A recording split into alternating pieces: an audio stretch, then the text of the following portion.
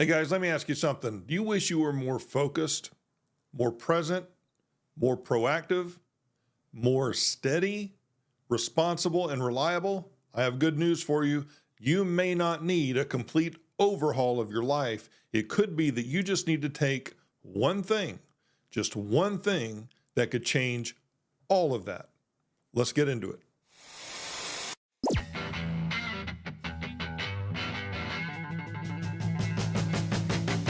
Welcome to the Grid Podcast.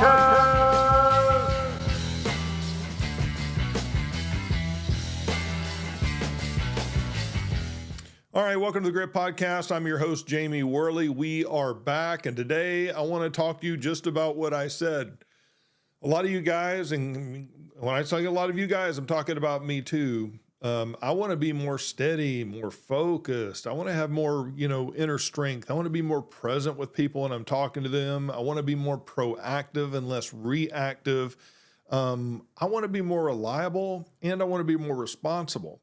There's a lot of things I need improvement on, I know in my own life, maybe yours too, but it seems to me like that's just so overwhelming. I feel like I fall short in so many different areas. Like I'm not really maximizing everything I am and everything that I can do.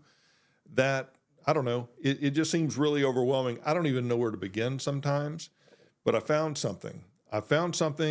That has really worked for me. Maybe it won't work for you, but I do think that this is going to be one of these universal things that really every guy out there should implement in your life on a daily basis.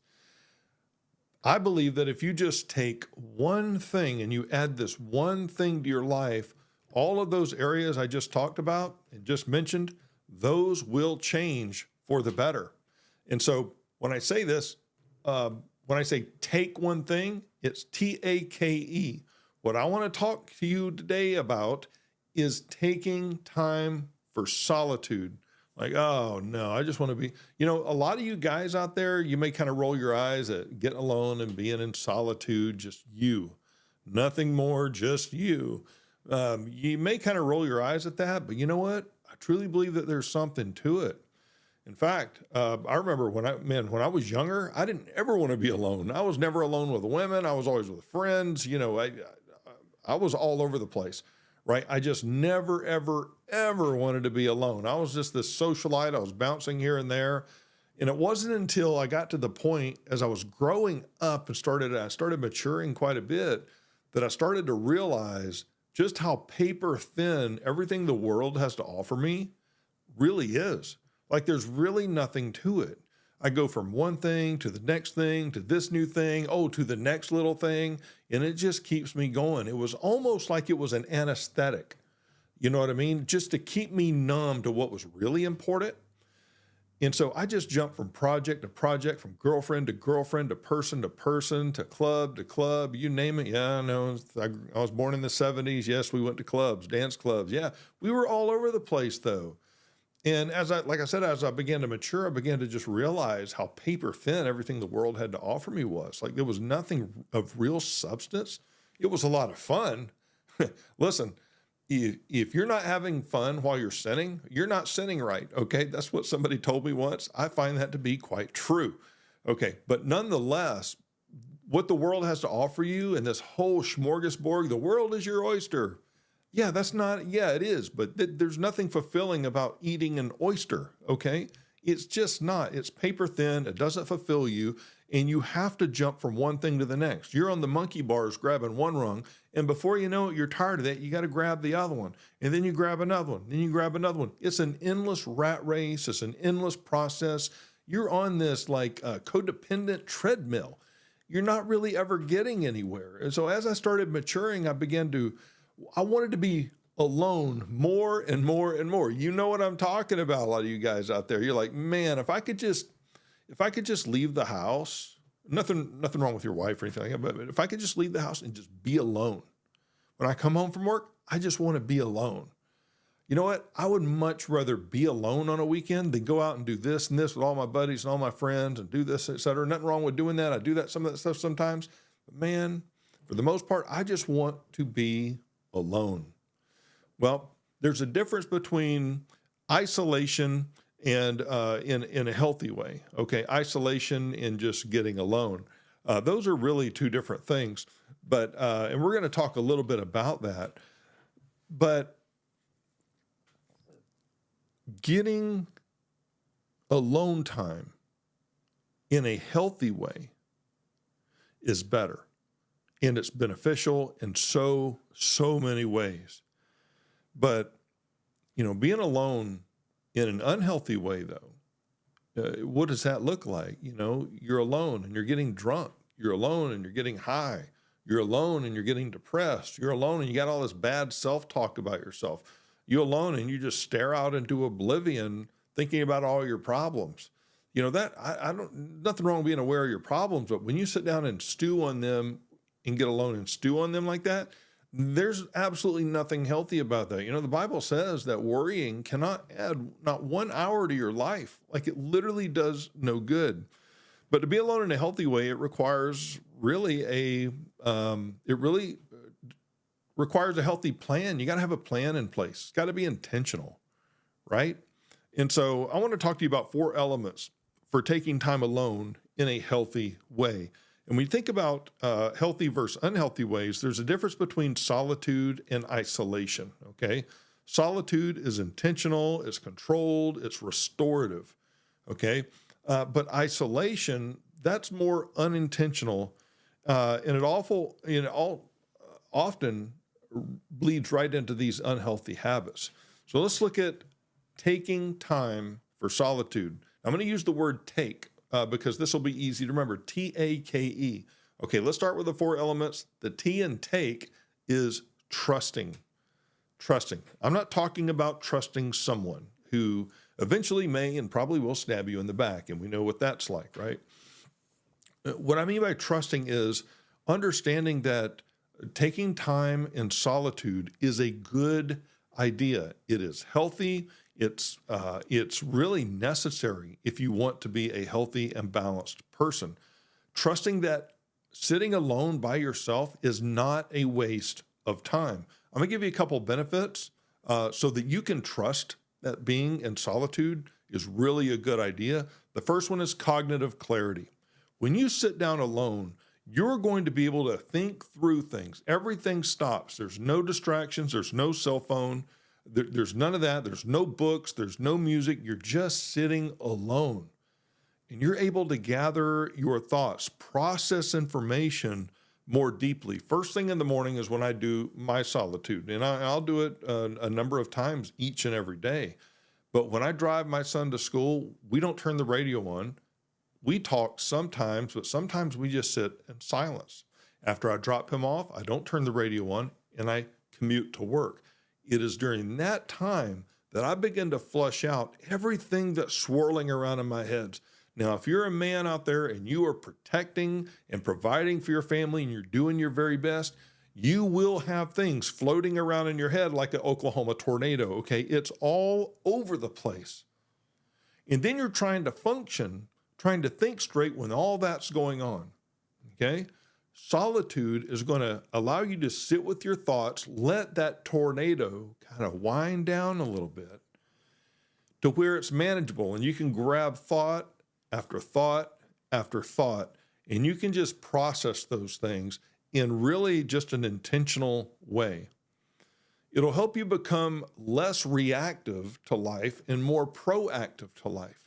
When things are spinning around in your head and you have not given yourself, your mind, a chance to settle these thoughts and to start kind of making at least some sense of them, and something happens, somebody cuts you off in traffic, your wife says something that really sets you off, a coworker says something, or something happens in the community that really sets you off, and you just react, okay? And you end up either apologizing, right, or something, but you react in some unhealthy way. Well, why did you do that?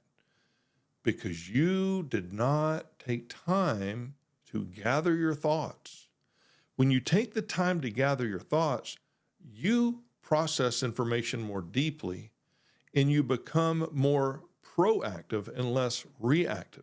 You become more deliberate in your responses, even in stressful situations, okay? And you are less impulsive that way.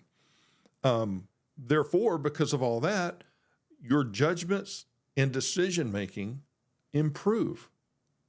And so that's one benefit. You begin to develop a mind of your own, and again, intentional, so that you're not just a puppet and reacting to the world.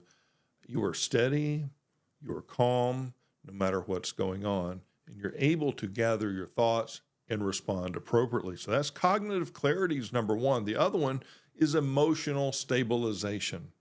Emotional stabilization. This is less suppression. You know how you and we like to bottle emotions up? I would say some, and you just bottle things up. You know what? There are times you need to bottle that up before you give somebody a black eye and end up in jail, right? And so you need to, you do bottle it up. And bottling it up for the moment is not bad. I call that self-control. There's nothing wrong with having self-control. But here's the thing. When you become angry like that and you bottle it up, if you don't ever take the time to get into solitude and release it in a healthy way, okay, that's not healthy. That anger will begin to take root and come out, and you'll start resenting people. You'll become bitter towards other people, even people that have not offended you. You'll begin to see the world in this way, the whole world in this way. You'll begin to see God in this way, your spouse in this way, your kids in this way, and you'll begin to mistreat them. And it all starts with a thought. It all starts with your anger and not dealing with it. And so less suppression of those emotions in solitude gives you a chance to really process what you're feeling and why. Reduces stress and anxiety. You think about all the emotional pressure you and I have on a daily basis to protect and to provide and to meet all the expectations that we have heaped upon us. Okay? Look, with all that pressure, you've got to have a release. And so being in solitude, and I'm going to show you how to do this here in a second, but being in solitude will help you quit suppressing that and reduce the stress and anxiety that you have that as a result of everything that's going on. Reduces emotional dependency. You'll become more self-reliant. You know, we become codependent and we like other victims. When we start seeing ourselves as a victim, we're going to grab some other people. We're going to drag them down with us because misery loves, that's right, misery loves company, okay? But we want to reduce that emotional dependency, become more self-reliant. And now you not only have a mind of your own, but now you have a heart of your own. Your emotions are not dependent on somebody else, whether they're there for you or whether you can pour your heart out to them or not. That's still healthy and good, but you're not dependent on those people. You're not dependent on that. You can get a clear mind, cognitive clarity, and emotional stabilization. And as a result of that, you're going to have improved relationships all the way around. I mean, think about that. You have emotional clarity, okay? And emotional stabilization, you're going to be a more pleasant person to be around. You're going to treat people better. People are going to treat you better too. You're going to have better relationships. Well, that's the T in take. That is trusting. The next thing is the A, that is anchoring. Anchoring. Well, what is that? Well, it has nothing to do with ships or anything like that, but it is a good acronym, not an acronym. It is a good metaphor though.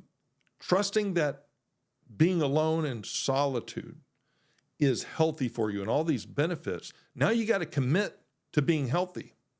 When you commit to being healthy, you anchor yourself in. You say, you know what? I am going to take advantage and I am going to participate in solitude because it is good for me. And I'm not going to stop. I'm not going to even if I get bored, I'm not going to quit. I know this is healthy for me. So I am going to commit myself to this, to spending time in solitude, for all of those beneficial reasons.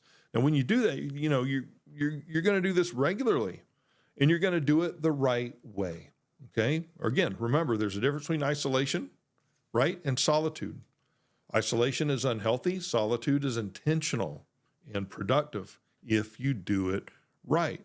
So this time of solitude, it needs to begin for you. And this is part of anchoring this down. It becomes a habit to you. Okay, it becomes a habit, but it must end up becoming a lifestyle. Well, what's really the difference? Well, a habit becomes automatic, but not without negotiation. Some of you guys are there, you know what I'm talking about. Let's use the example of going to the gym and working out, or working out in your garage. It's a habit, but you wake up sometimes, you go, oh, I'm not going to do this. Oh no, should I? You give yourself a choice. And that's the difference between a habit and a lifestyle. With a habit, there is this mental negotiation, this emotional negotiation of whether I'm going to do it or not. When it gets to the point of being a lifestyle, it's just part of who you are. It is something that you do without fail, like eating, like breathing, like a lot of things. A lot of you guys work out a lot. Going to the gym is a non-negotiable. When solitude becomes a non-negotiable, that's when you know it has become a lifestyle to you. And you know what? Don't be too hard on yourself, because lifestyle status, it can take a long time, even for a habit, to become a lifestyle. Okay, so just be patient with it. Be okay with it being a habit. But when those negotiations, those mental negotiations come up that want to, you don't really have time. I mean, really, what's the benefit? You're just going to sit in silence for 15 minutes. Really, does that really do any good? You don't feel any different when you're done sometimes, et cetera, et cetera, et cetera.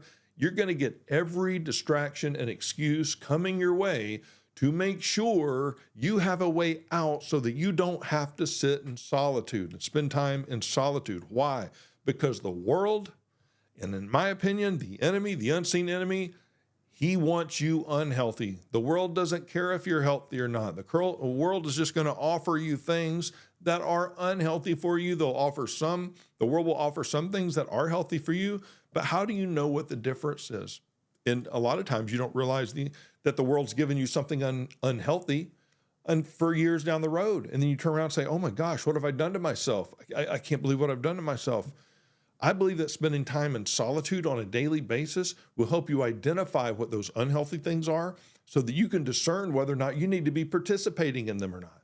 But you've got to anchor yourself down and commit yourself to being and spending time in solitude, in my opinion, on a daily basis, minimum 15 minutes a day.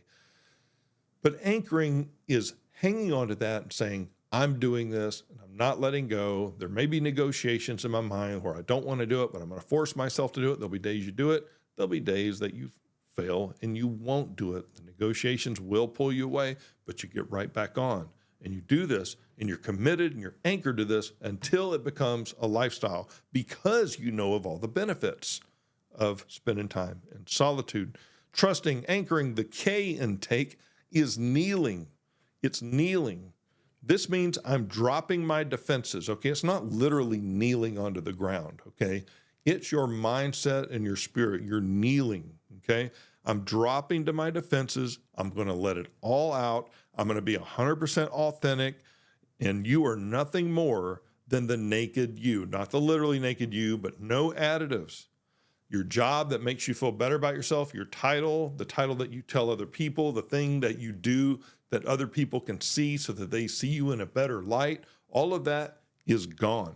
It's just you. Other than you, there's only one person right here with you in solitude, and that is God himself. And he already sees past all of that stuff. Now, I'm not saying all that stuff is bad.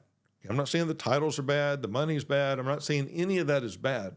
What I'm saying is this time of solitude allows you to get a very clear picture of who you truly are, aside from all the additives in your life that you've placed on yourself, that other people have placed on yourself. You come before the Lord as is. You are who you are. And it's not just for God, it's for you to see and to remember that you are who you are, so that you don't think that you're better than you really are, and you don't think that you're worse than you really are. What you need is a very clear perspective when you are in solitude, in kneeling and pulling down those defenses and exposing yourself as just the way that you are to both God, who already sees it, and to yourself. It helps you be honest with yourself. Okay? When you can see yourself more clearly, you know where you need to grow. You also will celebrate things that you're doing right, and the wins, right? You're going to see the wins more clearly, exactly for what they are. Because a lot of times, a lot of you guys out there, you'll do something good And you know what? You really should pat yourself on the back, but you won't do it. You won't allow yourself to celebrate your wins. You say, oh, it was no big deal. That's not humility. It comes across as humility, but really, you're just deceiving yourself. Give yourself credit for the things that you do. You know what I mean? And correct the things that you don't do. It's okay. Nobody's keeping score. Did you know that? Do you know that God's not keeping score? If the Almighty God of the entire universe who breathed out the stars is not keeping score, why are you? How arrogant, right? I know, because I used to keep score all the time. And you know what? Sometimes I still do it. Sometimes I keep score. Why do we keep score? One, because we want to feel better about our lives. And then when we keep score and we actually look at the scorecard, like me playing golf, okay? I look at it, I think I've done pretty good. I look at the score golf, and I'm sitting there, I'm playing against Jared, and I look at the scorecard, and I look at his score, and I look at my score, then I'm discouraged. You know what I mean? Thank you, Jared. If you ever want to get humble, go play golf with Jared Jaden, okay? Anyway, leave your wallet at home. No, but, you know, we want to keep score because, you know, we want to think that we're better than we are. We rarely keep score because we want an honest inventory, right? We keep score because we want to know that we won. And then when we didn't win, we feel bad about ourselves. You know what I mean? So it really is a slippery slope. Reality is good. Knowing that you've won is good. Knowing that you lost is good. It's okay. All of it's okay. And all the feelings that go along with it, it's all okay. But the whole point of kneeling is seeing yourself for who you are. Okay, let me put it this way. When you spend time in solitude and you have humbled yourself to the point to where, okay, it's just me, no additives. Let me breathe. Let me talk through some things. You know, let me feel some things. You begin to see things more clearly. You see two things more clearly. One, let me put it this way. You see God for who he is and who he's not. What he is and what he's not. That's the first thing you see very clearly. And when you see God for who he is and who he's not, what he is and what he's not, then you can clearly see yourself for who you are and who you're not, what you are and what you're not. Now this, I've said this before, I talked about this in the Pain of Authenticity, that episode, check it out. When you see yourself as you are, no additives, it's a very painful thing. It's also a very, very rewarding thing. It will bring you joy, but you've got to start out with the pain of seeing yourself for exactly who you are. And when you humble yourself through that kneeling, as I call it, kneeling of mind, body, and spirit, when you humble yourself that way, you will begin to see things more clearly because you'll see God more clearly, you'll see yourself more clearly. And when you have that pattern down, you'll begin to see the world more clearly. Okay, why? Because you're no longer distracted. You're no longer simply reacting. You're very proactive. You're very intentional. Okay? And when you humble yourself, the Bible says, humble yourself before the Lord and he will lift you up. Okay, so that's kneeling. There's no reason for additives here, you know. It means reducing yourself to your actual self. And by reducing, I don't mean that you're less. I mean, you're being real, okay? All right, so trusting, anchoring, kneeling, and the last one is the E in take. When it comes to taking time for solitude is experiencing. Now that you've trusted that solitude is good for you and you've anchored and committed yourself to it, and in the midst of it, you're willing to humble yourself, no additives, just you, the raw you. Now you're going to be experiencing the peace and solace of this process. In leaving solitude refreshed, re-energized, and recalibrated as you walk right back out into the storm that is the world. Now, the feeling of this actually takes time to allow your mind, body, and spirit to breathe. When you are in solitude, you're giving your mind, body, and spirit, a three-legged stool, a chance to just exhale and to breathe. And what you're doing is you're going to be able to re-enter your day, whatever part of the day you're in, or your week, steady, controlled, calm, focused, authentic, and resolute in not only who you are, but what you're doing. And, you know, that's all of it right there. This is the one simple thing that you can add to your life, okay, that can make you more steady, more focused. It can contribute to all those wonderful things that you need to be for you, for your family, your community, your church, whatever you're part of, at your job, whether you're an owner or an employee. You need to be all of those things. You need to be the steady one in the room. You need to be the intentional one in the room, not the reactive person that's flying off the handle or just making decisions on a whim without a thought. You need to take the time in solitude to slow your mind down, slow your emotions down, process through some things. You don't have to come up with some big blueprint and plan every time you sit down in solitude. Sometimes you're going to sit down in solitude for 15, 20, maybe even 30 minutes and get out of it, and you really just don't feel anything. But make no mistake, what you feel is irrelevant. Something is happening. Your mind is slowing down. Your emotions are stabilizing. You are breathing. Stress is leaving you, whether you feel it or not. And you're going to be more stable and focused and resolute and steady than you were before. And it's going to affect your life. But again, it needs to be, in my opinion, every day. Every day. Minimum 15 minutes a day. And here's how you do it. Okay, this is going to be really difficult. It's going to be really difficult. You take this thing right here, face down. I know how you guys do it. Do not disturb, but then it lights up anyway. It just doesn't ding. Put it face down. Leave it in the car. Do something with it. I don't care. Put it away. No distractions. Or you can sit. There can be noise. I don't care. It doesn't matter. The point is you sit down in a quiet place, preferably no distractions, and just sit. There's no formula. Okay, well, first I'm going to think about this. Then I'm going to sing this song. Then I'm going to stop it.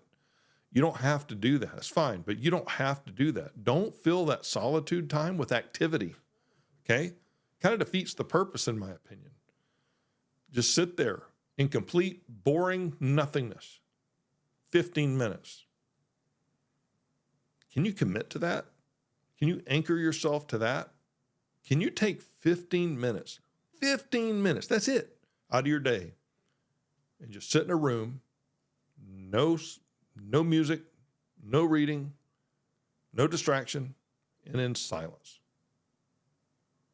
If you do that, your life is going to change. It will become a habit, and hopefully it will become a lifestyle. It's something I simply cannot do without. I do it a number of times every single day. Sometimes I do it once, sometimes it's 5 or 6 times every single day. All right, so quick recap. You want to trust that solitude is not only good, but necessary for your good. Secondly, anchor. Commit to it without wavering. The habit must become a habit and then a lifestyle. The third one is kneel. Be authentic. Let it all out. Humble yourself in honesty and talk to God. Experience. Notice the peace, solace, calm, strength, resolute focus as you have as a result of your solitude. You know, maybe you've tried a lot of things to get more balanced, steady, disciplined, and strong in your life. And, you know, you've filled it so many times with, I'm going to go to the gym. The gym alone isn't going to do it. Your friendships alone aren't going to do it. The beers alone aren't going to do it. You know, watching the reels and the social media, all of those videos, that's not going to do it. Those are just all distractions. The podcast, the self-help books, all those things that you do, those alone aren't going to do it. None of it combined will do it for you. None of it combined will do for you what solitude, simply solitude, can do for you. All right? Give it a shot. 15 minutes a day, no distractions. Just sit in complete boring and nothingness every single day and watch your life change for the better. All right, we'll see you next time right here on The Grit.